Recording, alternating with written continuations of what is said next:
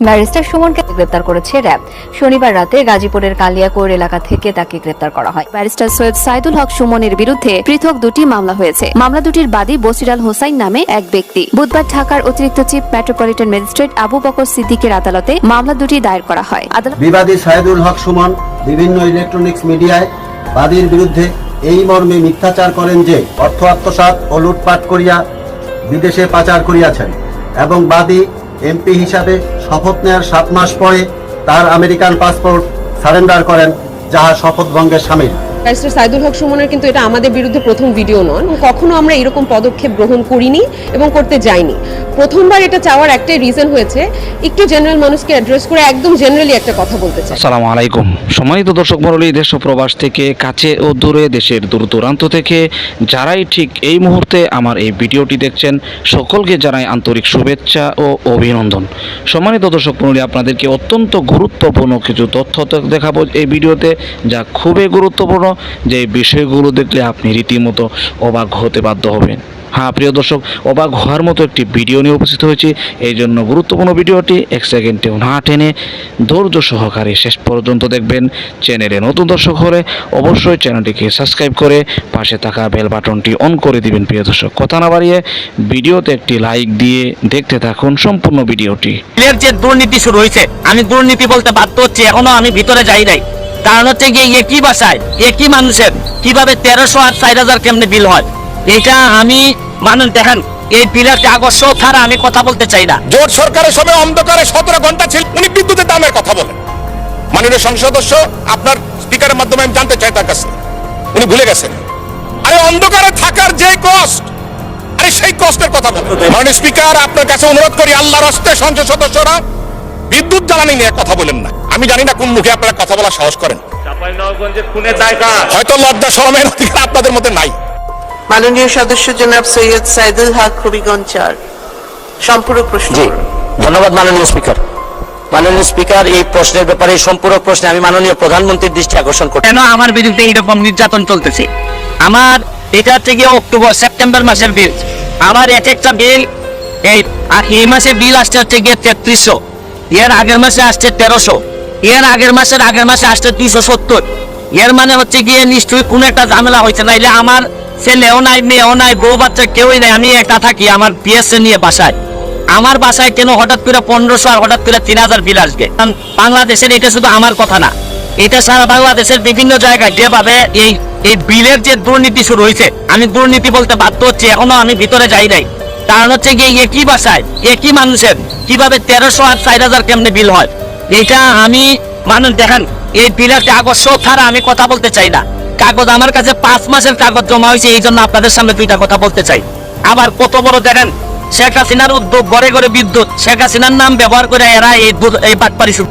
আমি আমার গ্রামের বাড়ি ছিলাম, এই গ্রামের বাড়িতে থাকাকালীন সময় দেখছি আমার বিল 3500 টাকা বিল আসছে। এর মানে ভৌতিক বিল। এরা এখন প্রাতিষ্ঠানিক দুর্নীতি শুরু করছে। আরে ব্যক্তির বিরুদ্ধে তো কথা বলা যায়, এই এত বড় প্রতিষ্ঠানের বিরুদ্ধে কথা বলবেন আপনি কিভাবে? কার বিরুদ্ধে কথা বলবেন? মাননীয় মন্ত্রীর দৃষ্টি আকর্ষণ করে বলছি, দেখেন আপনারা এই যে মানুষের যে দীর্ঘ নিঃশ্বাস, এই নেত্রীর নাম ব্যবহার করে উপরে নেত্রীর নাম দিয়ে এই যে আপনারা ভৌতিক বিল দেওয়া শুরু করছেন, এটা শুনেন সকালবেলা উঠে যে গার্জিয়ান যে 1500 টাকার বিলের জায়গায় যে 3000 3500 টাকা বিল দেখে, তার জীবন তো এইভাবেই শেষ হয়ে যাচ্ছে। দর্শন কি খালি মহিলাদের হয়? এই বিদ্যুৎ বিলের দর্শন হচ্ছে না? এই যেটা হওয়ার কথা 1300, এটারে 3500 5000 করে বিল মারতেছেন, মানে আর বাঁচার কোনো পথ নাই। কারণ প্রাতিষ্ঠানিক দুর্নীতি যখন আপনি অবস্থান নিয়ে নেয়, তখন আমাদের যারা জনগণ আছে, জনগণের 12টা বাজে যেভাবে যদি চলতে থাকে, আমি মাননীয় প্রাইম মিনিস্টারের দৃষ্টি আকর্ষণ করে বলছি, এরা কিন্তু 12টা বাজে ছাইড়া দিবে জনগণের। এদের কাছ থেকে কিন্তু বাঁচার কোনো উপায় নাই। কারণ ব্যক্তির বিরুদ্ধে তো মামলা করা যায়, এত বড় প্রতিষ্ঠানের বিরুদ্ধে আপনি মামলা করবেন কিসের ভিত্তিতে? আমি বলবো যে এখনো সময় আছে, এটা চেক করেন। কারণ করোনাকালীন সময়ে এদের বিরুদ্ধে অভিযোগ আসছিল, এরা যা মন ধরে বিল দিচ্ছে, পরে আবার কেউ বলে যে ম্যানেজ করছে, অ্যাডজাস্ট করছে। এইভাবে একটা দেশ চলতে পারে না। আমার তো ব্যারিস্টার মানুষ, আমি বিল দিয়ে দিতে পারবো, অসুবিধা নাই। কিন্তু যারা নিরীহ নির্যাতিত, যারা এই অফিসে চাকরি করে, এরা না তো বিল দিতে কষ্ট হবে, হয়তো এরা অফিসে চাকরি করে বলে পক্ষে বলতে চায়। কিন্তু আমি শুধু বলতে চাই, এইটার ব্যবস্থা গ্রহণ করেন, না এটা মানুষের দীর্ঘ নিঃশ্বাসে কোনোদিন সোনার বাংলা, বঙ্গবন্ধু সোনার বাংলা হবে না। ভালো থাকবেন। মাননীয় মন্ত্রী। ধন্যবাদ মাননীয় স্পিকার, ধন্যবাদ মাননীয় স্পিকার। মাননীয় স্পিকার, আমার মনে হয় আমি উত্তরটা দেই। উনি অনেক উত্তেজিত হয়ে গেছেন। অনেকে অনেক সত্য কথা সহজে নিতে পারেন।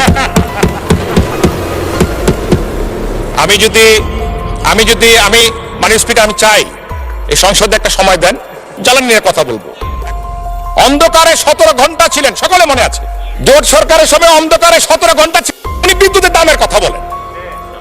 আরে অন্ধকারে থাকার যে কষ্ট, আরে সেই কষ্টের কথা বলেন। আপনাদের সময় বিদ্যুৎ অপচয় কষ্ট কত ছিলেন জানেন? মাননীয় সংসদ সদস্য, আপনার স্পিকারের মাধ্যমে আমি জানতে চাই তার কাছে, উনি ভুলে গেছেন 44% অপচয় ছিল। অপচয়টা কি মধ্যে পড়ে? দুর্নীতির মধ্যে পড়ে। 3বার দুর্নীতিতে চ্যাম্পিয়ন কি খামাখা হয়েছেন তারা?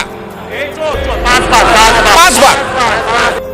বাংলাদেশ এখন ক্রিকেটে চ্যাম্পিয়ন হয়, বাংলাদেশ উদাহরণ হয় সারা বিশ্বের কাছে, সাফ চ্যাম্পিয়ন হয়, আর ওনারা করেছেন দুর্নীতিতে চ্যাম্পিয়ন।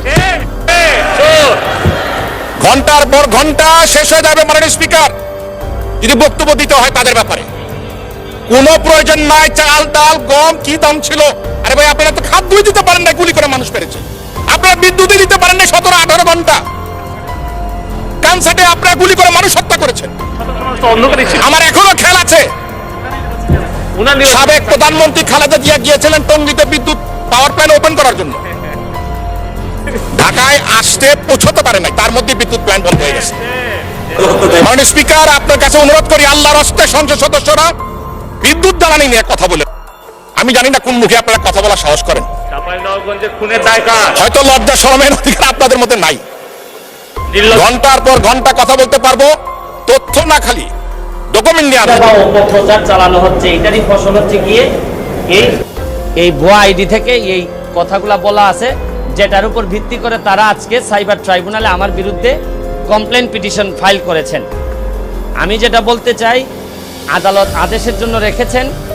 আমি মনে করি যে কোনো কারো বাংলাদেশের মামলা করার অধিকার, এটা সাংবিধানিক অধিকার।